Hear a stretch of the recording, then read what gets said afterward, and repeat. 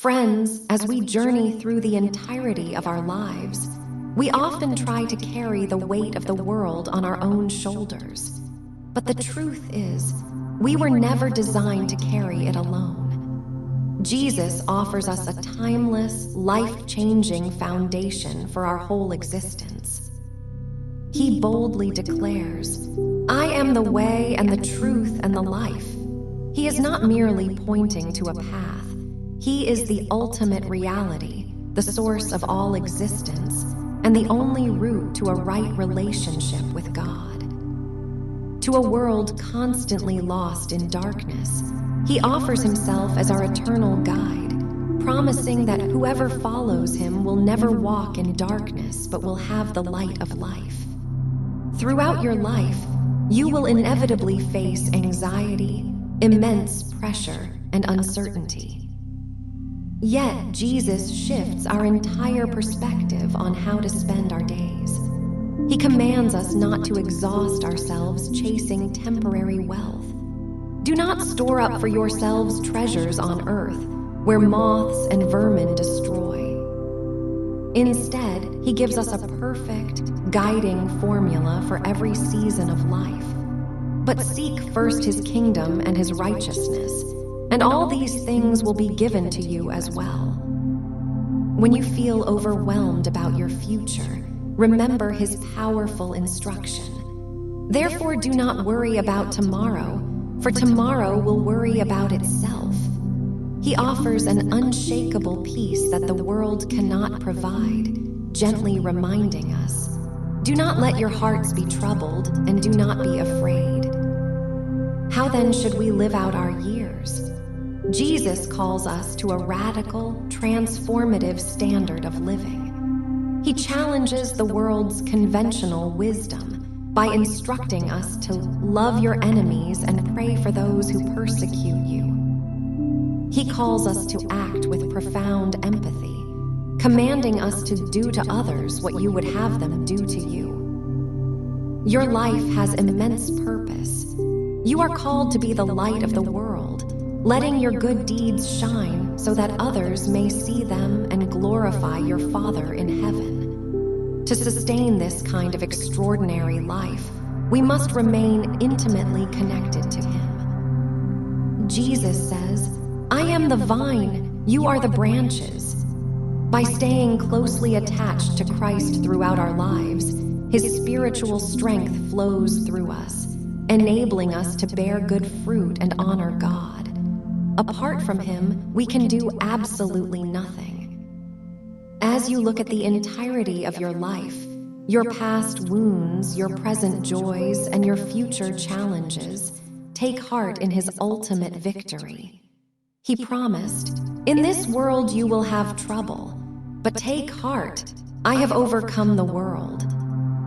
When you face obstacles that seem insurmountable, hold fiercely to the truth that, with man this is impossible, but with God all things are possible. Choose today to let go of your burdens, forgive those who have wronged you, and walk faithfully in the abundant, eternal life the Good Shepherd has prepared for you.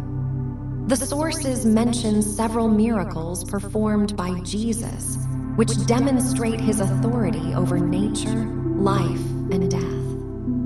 The Gospel of Matthew lists major miracles, including calming the storm, walking on water, and feeding the multitude.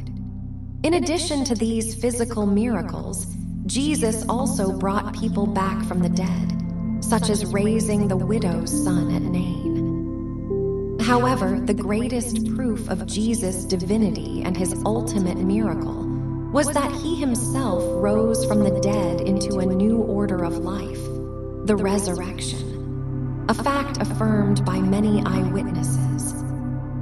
Jesus told His disciples that if they could not believe His words alone, they should at least believe based on the evidence of the works, miracles themselves. Alongside physical miracles during His earthly ministry, the sources emphasize that spiritual, mental, and physical healing still occurs today. Miracles continue to happen in people's lives through prayer, with testimonies sharing examples of sudden freedom from deep addictions and experiencing healing from 8 months of pain in a single moment. The essence of all these miracles is perfectly captured in Jesus' statement. With man, this is impossible, but with God, all things are possible. Jesus' Sermon on the Mount is found in chapters 5, 6, and 7 of the Gospel of Matthew in the Bible. It is a vital collection of his moral teachings and is considered a fundamental recipe for the conduct of his followers and the basis of Christian ethics. It is often viewed as the New Testament counterpart to the 10 Commandments given on Mount Sinai, emphasizing a direct encounter between God and his people. The sermon begins with the Beatitudes, which describe the character of the people of the kingdom of heaven and the blessings they will receive. These teachings present a new set of ideals focused on love, humility, and compassion, rather than force and mastery. Jesus refers to his disciples as the salt of the earth and the light of the world. This metaphor implies the immense value of his followers and encourages them to let their good works shine in the world. New interpretation of the law, the antitheses. Jesus reinterprets the Old Covenant, contrasting it with what people had previously heard. For example, instead of the old, an eye for an eye standard, he advises turning the other cheek and gives the radical command to love one's enemies. True devotion versus hypocrisy. Jesus condemns doing good works, such as giving alms, fasting, and praying, simply to get recognition from others rather than doing them from the heart. In this section, he also teaches his followers the correct way to pray by giving them the famous Lord's Prayer. Rejecting materialism and worry. Jesus opposes the superficiality of materialism, telling his followers not to worry about their material needs or fret about the future. Instead, he instructs them to seek God's kingdom first. Jesus warns against hypocrisy with the command, "Judge not, that ye be not judged." He teaches that a person must first sort out their own affairs and faults before trying to judge others. Perfection and purity of heart. The teachings place a high emphasis on having purity of the heart. Jesus advises his disciples to seek perfection and teaches that God's children are those who act like God. The sermon includes the foundational ethical principle of doing to others what you would have them do to you.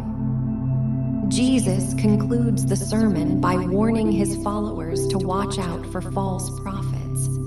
The teachings found in the Sermon on the Mount have been a major source of Christian pacifism. Its message of nonviolence and love has been so profoundly influential that it even inspired major historical figures like Leo Tolstoy.